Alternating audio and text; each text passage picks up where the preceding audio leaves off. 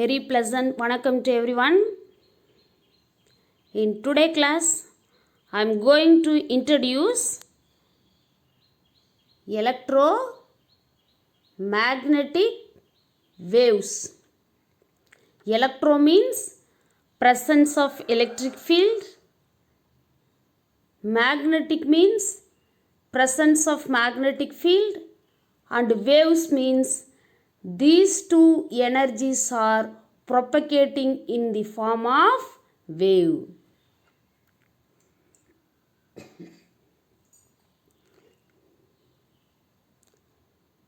மின்காந்த அலைகள் அப்படின்னு தமிழில் சொல்லுவோம். இன்றைக்கி வகுப்பில் நான் மின்காந்த அலைகள் பற்றின அறிமுகத்தை தான் நான் உங்களுக்கு சொல்லித்தர போகிறேன். மின்புலம், காந்தப்புலம் இந்த ரெண்டும் இணைந்து அலை வடிவத்தில் என்ன ஆகுது, பரவுது. அதனால தான் இதை மின்காந்த அலைகள் அப்படின்னு சொல்லி சொல்கிறோம். இப்போ இது திசைகள் என்ன, எந்த கோண அளவில் பரவும், இதெல்லாம் நம்ம தெரிஞ்சுக்க போகிறோம்.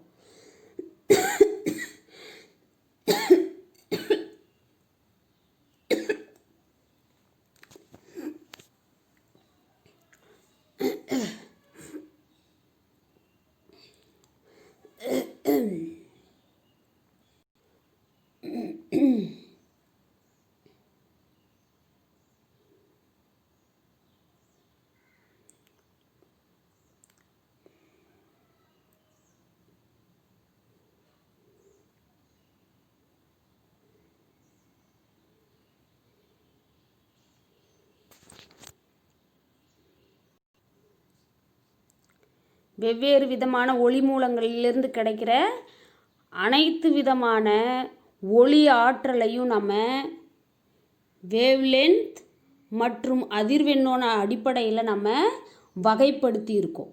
அந்த வகைப்பாட்டுக்கு பேர் என்ன அப்படின்னு பார்த்திங்கன்னா மின்காந்த நிறமாலை.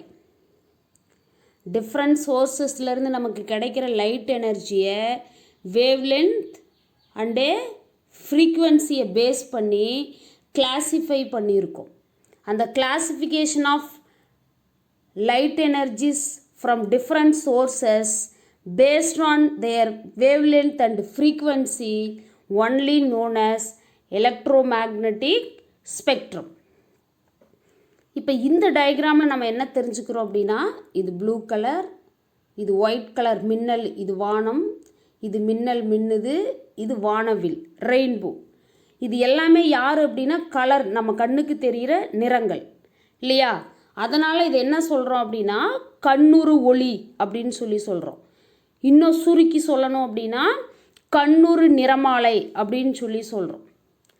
அதாவது நம்ம கண்ணால் பார்க்க முடியக்கூடிய அனைத்து விதமான ஒளி ஆற்றலும் என்ன செய்யும் அப்படின்னா அந்த மின்காந்த நிறமாலையில் கண்ணுறு ஒளி பகுதியில் நமக்கு இருக்கும். ஏன்னா அதிர்வெண் அலைநீளம் அடிப்படையில் நம்ம வகைப்படுத்தி இருக்கோம். அப்போ நம்ம கண்ணால் பார்க்க முடிய ஒளியெல்லாம் எங்கே இருக்குது, கண்ணுறு ஒளி பகுதியில் இருக்குது, அதாவது விசிபிள் ரீஜியனில் இருக்குது. அப்போ நம்ம கண்ணால் பார்க்க முடியாத ஒளி அலைகளும் இருக்கா, ஒளி ஆற்றலும் இருக்கான்னா இருக்குது. நீங்கள் கேள்விப்பட்டிருப்பீங்க, எக்ஸ்ரேஸ் கேள்விப்பட்டிருப்பீங்க, காமா ரேஸ் கேள்விப்பட்டிருப்பீங்க, மைக்ரோவேவ்ஸ்லாம் கேள்விப்பட்டிருப்பீங்க. இதெல்லாம் யார், these are also light energies. இதுவும் ஒளி ஆற்றல் தான், ஆனால் நம்ம கண்ணால் பார்க்க முடியாது. சரிங்களா?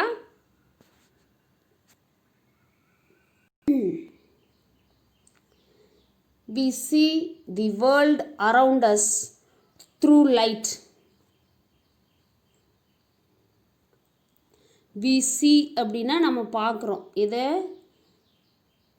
the world around us through light. ஒளியின் மூலம்தான் நம்மளை சுற்றி இருக்கிற உலகத்தை நம்மளால் பார்க்க முடியுது. என்ன மிஸ் அப்படின்னா அர்த்தம், இப்போ இரவு ஒரு 10 மணின்னு வச்சுக்கோ. நம்ம வீட்டில் பவர் கட் ஆகிடுச்சு, என்ன நடக்கும்? இருட்டு. அப்போது நம்ம வீட்டில் எந்த பொருள் எந்த இடத்துல இருக்குது அப்படின்னு சொல்லி நம்மளால் கண்டுபிடிக்க முடியாது இல்லையா? அப்போது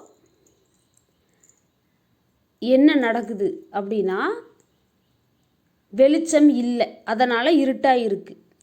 இப்போ நாம் என்ன செய்கிறோம் அப்படின்னா, ஒரு டார்ச் லைட்டை வந்து ஆன் பண்ணி வைக்கிறோம். அப்படி ஆன் பண்ணி வைக்கும்போது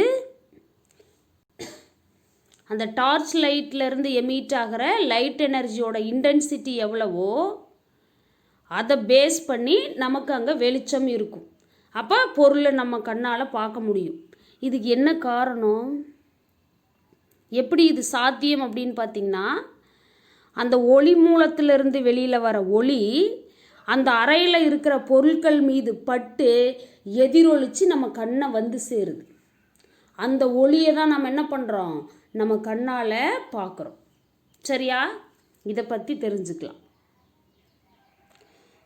Light from the sun is one of the sources of energy without which human beings cannot survive in this planet.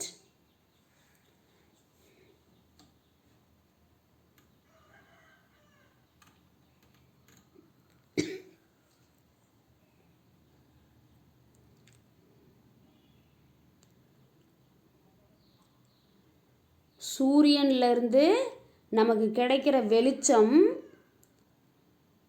ஒரு மிக முக்கியமான ஒளியாற்றல் மூலம். இது இல்லை அப்படின்னா புவி அப்படிங்கிற இந்த கோளில் மனித இனம் வாழறதுக்கான சாத்தியக்கூறு இல்லை.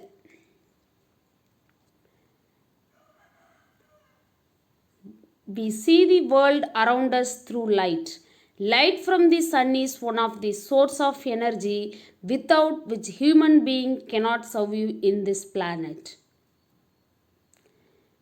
நம்மை சுற்றியுள்ள உலகை ஒளியின் வழியே நாம் கண்டு மகிழ்கின்றோம். சூரியனிடமிருந்து கிடைக்கும் ஒளி என்பது நமக்கு கிடைக்கும் ஆற்றலின் ஒரு மிக முக்கியமான மூலம். இந்த ஆற்றல் இல்லை அப்படின்னா மனித உயிர்கள் இந்த கோளில் வாழவே முடியாது.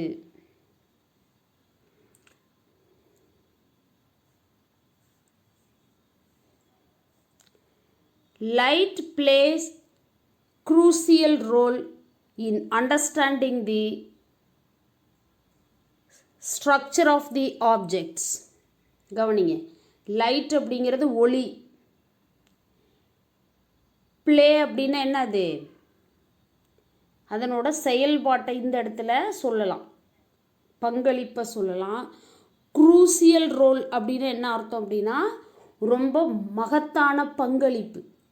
பிளேஸ் குரூசியல் ரோல் அப்படின்னா ரொம்ப மகத்தானது அப்படின்னு சொல்கிறோம் இல்லையா? மிக மிக பயனுள்ளது அப்படின்னு சொல்கிறோம். Light plays crucial role in understanding the structure of objects. ஒரு பொருளோட அமைப்பு இப்படி தான் இருக்குது. நம்மளை சுற்றி நிறைய பொருள் இருக்குது, கணக்கிலடங்கா பொருட்கள் இருக்குது. Unlimited number of objects around us இல்லையா? இப்போ அந்த எல்லா பொருளும் என்ன கலரில் இருக்குது, என்ன வடிவத்தில் இருக்குது, என்ன நிறத்தில் இருக்குது, என்ன வடிவத்தில் இருக்குது, இதெல்லாம் நம்ம தெரிஞ்சுக்கிறதுக்கு நமக்கு வழிவகுக்கிறது யார் அப்படின்னு பார்த்திங்கன்னா ஒளியாற்றல், லைட் எனர்ஜி தான். நான் அதுக்கு தான் ஒரு விஷயம் சொன்னேன். இருட்டறையில் இருக்கும்போது எந்த பொருளும் நம்ம கண்ணுக்கு தெரியாது. வெளிச்சம் வந்த உடனே அந்த எல்லா பொருளும் நம்ம கண்ணுக்கு தெரியும். என்ன காரணம் அப்படின்னா ஒளி மூலத்திலிருந்து வெளியில் வர அந்த ஒளியாற்றல் அந்த பொருட்கள் மீது பட்டு எதிரொலித்து நம்ம பார்வைக்கு வந்து சேருது. அதனால தான் அந்த பொருளை நம்மளால் பார்க்க முடியுது. அது என்ன பொருள், என்ன கலரில் இருக்குது, என்ன சைஸில் இருக்குது, இதெல்லாம் தெரிஞ்சுக்க முடியுது. சரியா?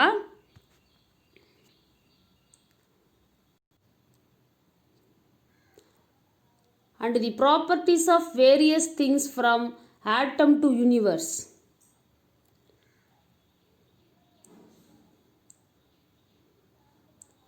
ஒரு சின்ன அணுவில் இருந்து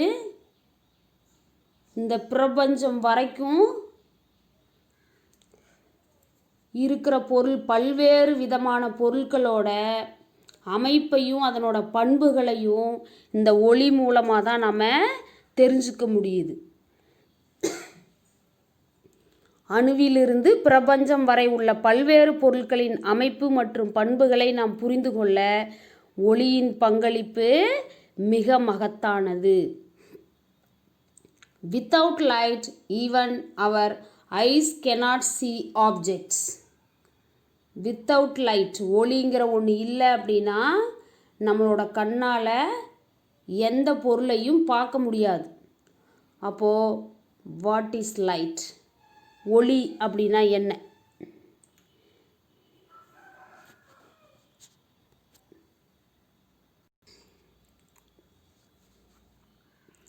வாட் இஸ் லைட்? ஒளினா என்ன? This puzzle made many physicists sleepless until middle of 19th century. This puzzle அப்படின்னா என்னது?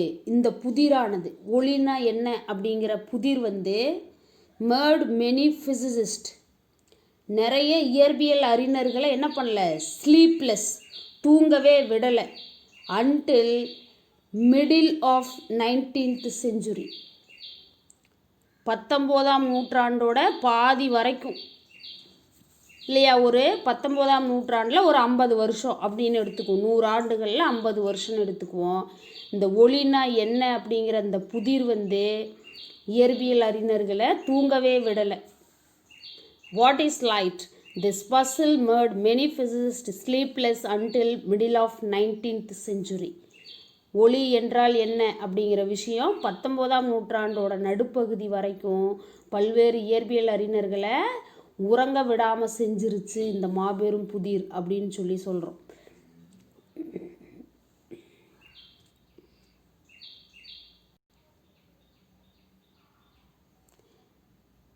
Earlier, many scientists thought that optics and electromagnetism are two different branches of physics. Earlier அப்படின்னா தொடக்க காலங்களில் பார்த்திங்கன்னா many scientist, பெரும்பாலான அறிவியல் அறிஞர்கள் என்ன தாட் அப்படின்னா என்ன நினச்சிக்கிட்டு இருந்தாங்க அப்படின்னா, ஆப்டிக்ஸ் அப்படிங்கிறதும் எலக்ட்ரோ மேக்னட்டிசம் அப்படிங்கிறதும் 2 different branches of physicsன்னு நினச்சிக்கிட்டு இருந்தாங்க. ஆப்டிக்ஸ் அப்படிங்கிறது ஒளியியல், எலக்ட்ரோ மேக்னட்டிசம் அப்படிங்கிறது மின்காந்தவியல். இந்த ரெண்டும் இயற்பியலோட வெவ்வேறு பிரிவுகள் அப்படின்னு சொல்லி நிறைய அறிவியல் அறிஞர்கள் ஆரம்ப காலங்களில் நினச்சிக்கிட்டு இருந்தாங்க. பட் ஆனால் from the work of James Clerk Maxwell, who actually enlightened அப்படின்னு என்னது அண்டர்லைன் பண்ணும், அறிவொளி. ஒளியியல்னா என்ன, மின்காந்தவியல்னா என்ன அப்படிங்கிற அடிப்படை அறிவை நமக்கு சொன்னது யார்? கிளர்க் மேக்ஸ்வெல் அப்படிங்கிறவர். From the work of James Clerk Maxwell, who actually enlightened the concept of light from his theoretical predictions that light is an electromagnetic waves. என்ன பண்ணாரு? ஜேம்ஸ் கிளர்க் மேக்ஸ்வெல் அப்படிங்கிறவர் ஒரு விஷயத்தை நமக்கு எடுத்து சொன்னார். எதிலிருந்து? கான்செப்ட் ஆஃப் லைட், ஒளியோட கருத்தியல் கொள்கை. அது ஒரு தியரிட்டிக்கல் நாலேஜ், தியரிட்டிக்கல் ப்ரிடிக்ஷன், அதில் இருந்து தான் ஒரு விஷயத்தை நமக்கு சொன்னார். லைட் அப்படிங்கிறது எலக்ட்ரோ மேக்னெட்டிக் வேவ்ஸ், மின்காந்த அலைகள் தான் ஒளி அலைகள் அப்படின்னு சொல்லி அவர் சொன்னார்.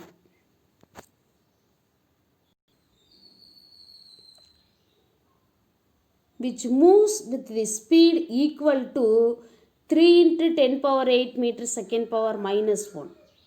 இது யாரு? velocity of light in free space or vacuum, காற்று அல்லது வெற்றிடத்தில் ஒளியின் திசைவேகம்.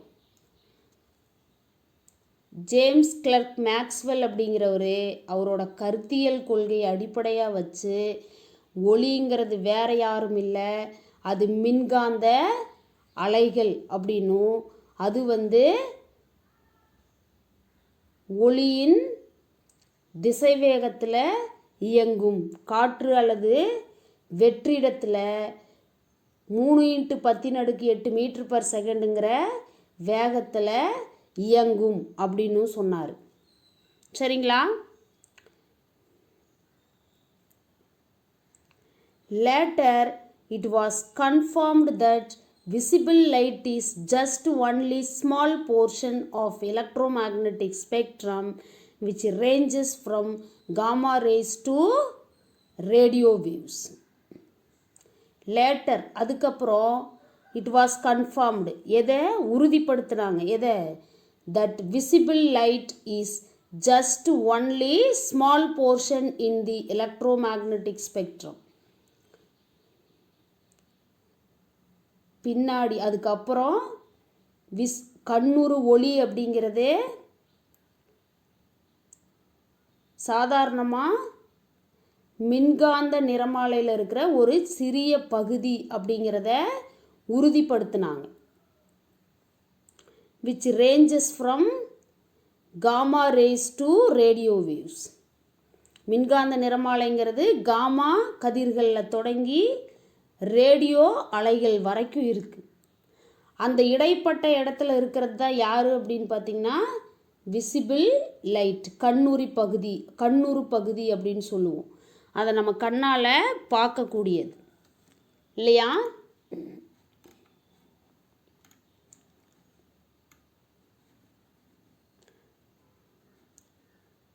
ஜேம்ஸ் கிளார்க் மேக்ஸ்வெல் அப்படிங்கிறது அவரோட கருத்துப்படி ஒளி ஒரு மின்காந்த அலை, அது வெற்றிடத்தில் 3×10⁸ மீட்டர் பர் செகண்ட் என்ற திசைவேகத்தில் செல்லும். காமா கதிரிலிருந்து ரேடியோ அலை வரை பரவியுள்ள மின்காந்த நிறமாலையின் ஒரு சிறிய பகுதி தான் கண்ணுறு ஒளி அப்படின்னு சொல்லி பின்னாடி உறுதிப்படுத்தி இருக்கிறாங்க. சரியா?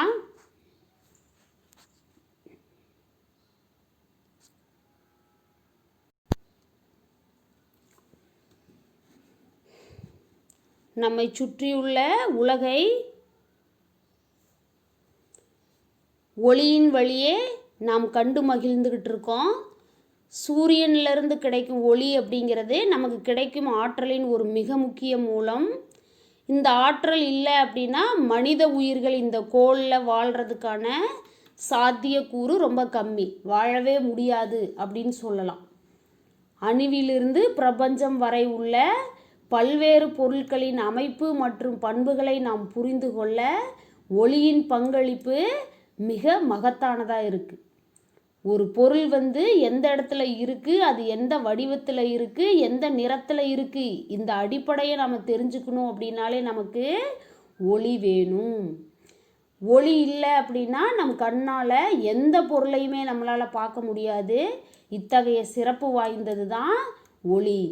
அப்போது ஒளிங்கிறது என்ன அப்படின்னா 19ஆம் நூற்றாண்டோட நடுவரை பகுதி வரை பல்வேறு அறிஞர்களை உறங்க விடாமல் செய்தது இந்த மாபெரும் புதிர்.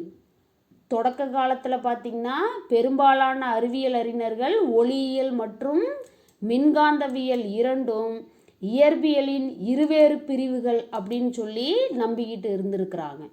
ஆனால் ஒளி பற்றிய புரிதலுக்கு புது பரிமாணம் கொடுத்த பெருமை ஜேம்ஸ் கிளார்க் மேக்ஸ்வெல்லையே சாரும்.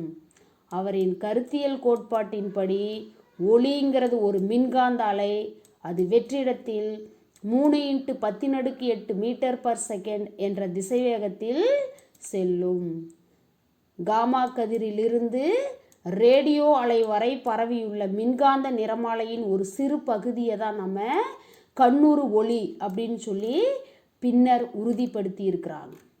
சரியா?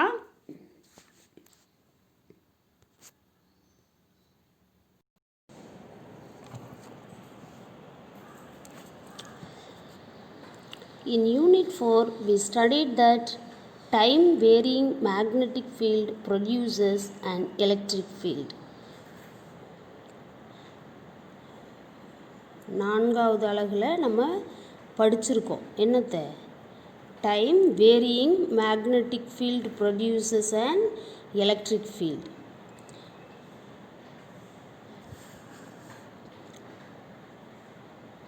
நேரத்தை பொறுத்து மாறக்கூடிய காந்தப்புலம் மின்புலத்தை உருவாக்கும் அப்படின்னு சொல்லி நம்ம 4வது பாடத்தில் படிச்சிருக்கோம். Maxwell strongly believed that nature must possess symmetry. Maxwell strongly believed that nature must possess symmetry.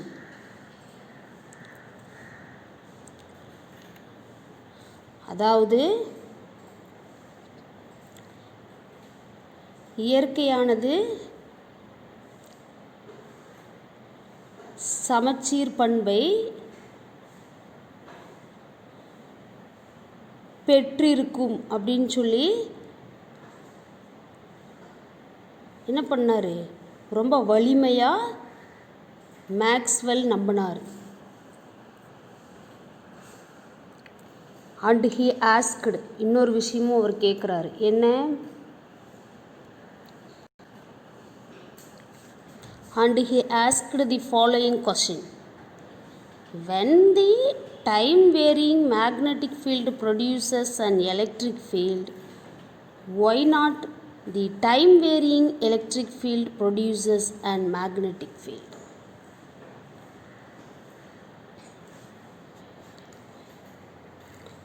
காலத்தை பொறுத்து காந்தப்புலம் மாறும்போது மின்புலம் உருவாகுது. அப்போது ஏன் காலத்தை பொறுத்து மின்புலம் மாறும்போது காந்தப்புலம் உருவாகக்கூடாது அப்படின்னு சொல்லி ஒரு கேள்வியை கேட்குறாரு. When the time-varying magnetic field produces an electric field, why not the time-varying electric field produce a magnetic field? நேரத்தை பொறுத்து மாற்றமடையும் காந்தப்புலம் மின்புலத்தை உருவாக்கும் போது ஏன் நேரத்தை பொறுத்து மாற்றமடையும் மின்புலம் காந்தப்புலத்தை உருவாக்காது அப்படிங்கிற ஒரு கேள்வியை அவர் முன் வச்சார்.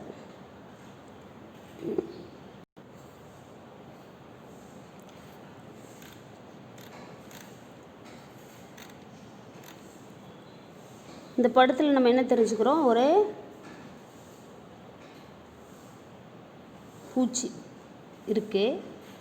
இதனோட இறக்கைகள் பார்த்திங்கன்னா லெஃப்ட் சைடு, இதை 2 சரிபாதியாக நம்ம பிரிக்கும்போது லெஃப்ட் சைடும் ரைட் சைடும் எந்த போர்ஷன் எடுத்துக்கிட்டிங்கனாலும் ஒரே மாதிரி இருக்குது.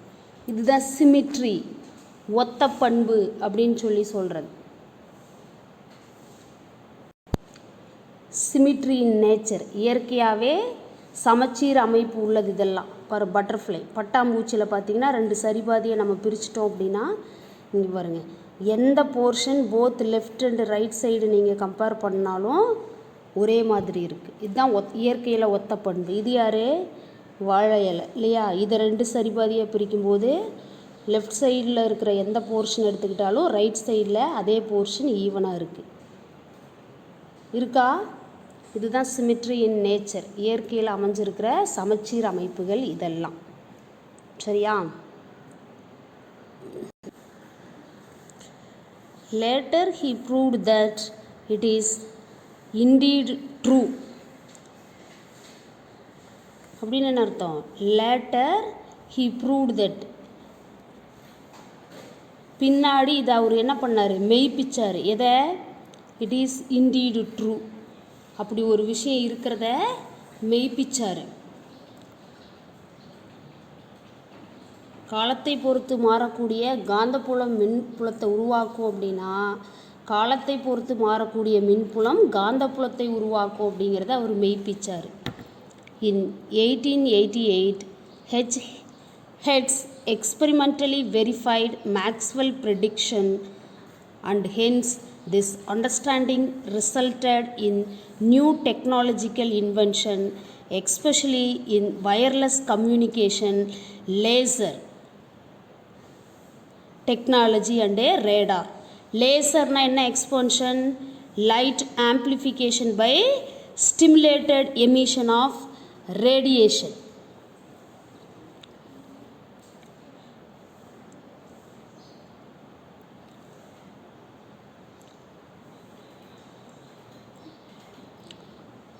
தூண்டப்பட்ட உமிழ்வு மூலம் ஒளியலைகள் பெருக்கமடைகிறது. Light amplification by stimulated emission of radiation.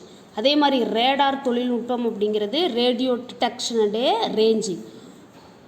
Radio அலைகளை துப்பறிதல் மட்டும் அதனை நம்ம அளவீடு செய்கிறது.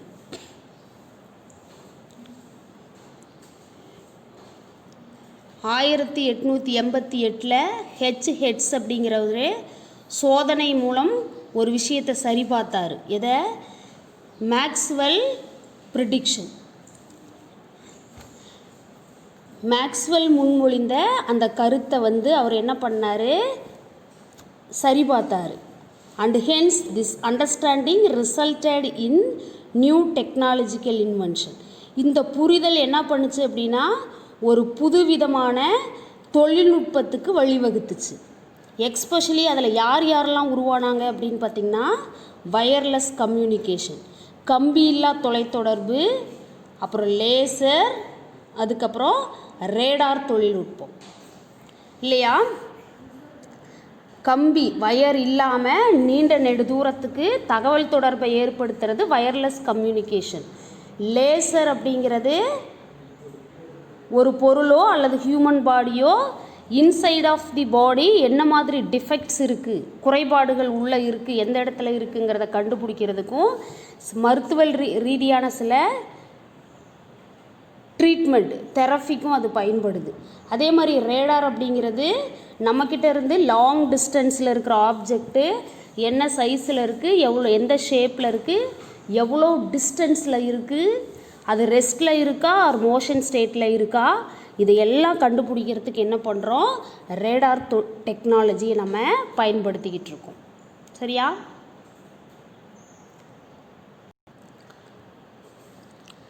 In today's digital world, cell phones have greater influence in our day-to-day life.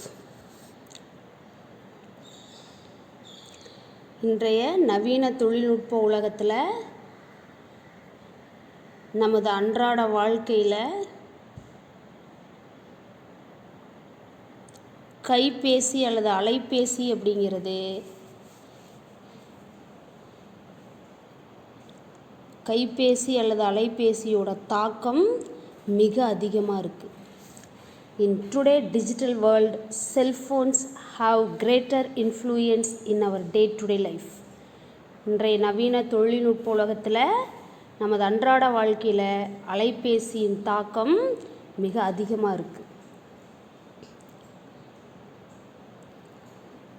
It is a faster and more effective mode of transferring information from one place to another place. ஒரு இடத்திலிருந்து மற்றொரு இடத்திற்கு செய்திகளை விரைவாகவும் பயனுள்ள வகையிலையும் அனுப்பி விடுறதுக்கு இது மிக உகந்ததாக இருக்குது. It is a faster and more effective mode of transferring information from one place to another. ஓரிடத்திலிருந்து மற்றொரு இடத்துக்கு செய்திகளை விரைவாகவும் பயனுள்ள வகையிலும் அனுப்புவதற்கு இது ஒரு சிறந்த வழிமுறையாகும்.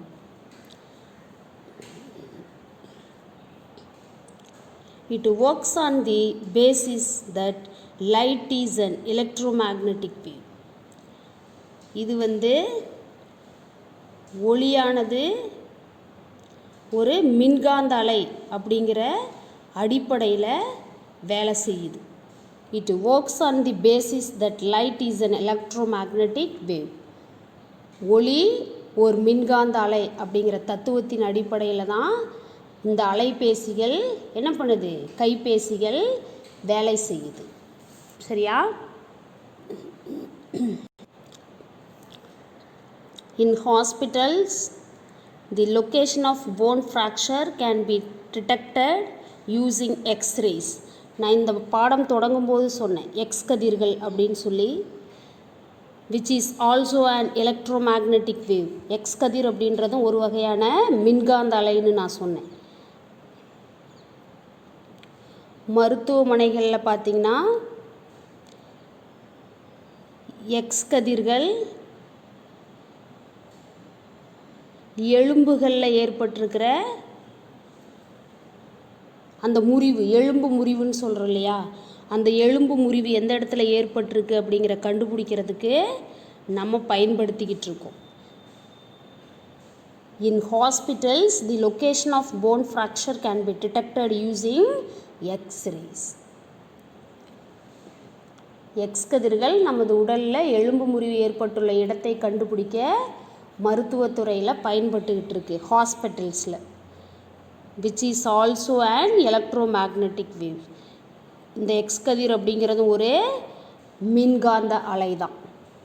சரியா?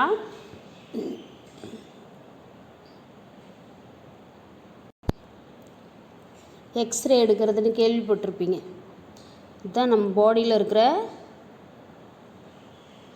போன் ஃப்ராக்சர் இப்படி தான் எக்ஸ்ரே எடுத்து பார்க்குறது. எக்ஸ்ரே ரேடியோகிராஃபி அப்படின்னு சொல்லி இதுக்கு பேர், இந்த டெக்னாலஜிக்கு பேர். இங்கே பாருங்கள், செல்ஃபோன் டவர்லேருந்து நமக்கு சிக்னல் கிடைக்குது இல்லையா? இதுதான் என்னது, கம்பி இல்லா தகவல் தொடர்பு, வயர்லெஸ் கம்யூனிகேஷன். இப்போது இந்த டவரில் இருந்து நம்மளோட ஒவ்வொரு செல்ஃபோனுக்கும் வயர் கனெக்ஷன் கொடுத்தா என்ன ஆகும் யோசிச்சு பாருங்கள் ஒரு நிமிஷம். ஒரு வீட்டில் எத்தனை அலைபேசி இருக்குது, ஒவ்வொரு அலைபேசிக்கும் இந்த மாதிரி மின்னலை கம்பியிலிருந்து கம்பி மூலம் அந்த தகவல் பரிமாற்றம் பண்ணணுன்னா எவ்வளோ பெரிய சட்டச்சிக்கல் உருவாகும் அப்படிங்கிறத பாருங்கள். சரியா?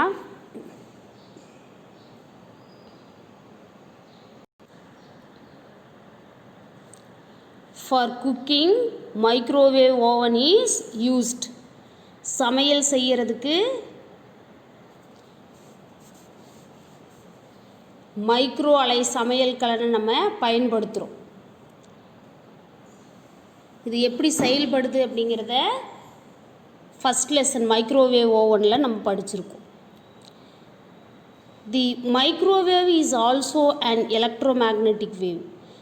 சமையல் செய்யறதுக்கு பயன்படுத்துகிற இந்த மைக்ரோ அலை சமையல் கலனும் நம்ம பயன்படுத்துகிற மைக்ரோ அலைகள் பார்த்திங்கன்னா ஒரு மின்காந்த அலை தான். There are plenty of applications of electromagnetic waves in engineering, medicine, defense, and also in fundamental scientific research. In this unit, basics of electromagnetic waves are discussed.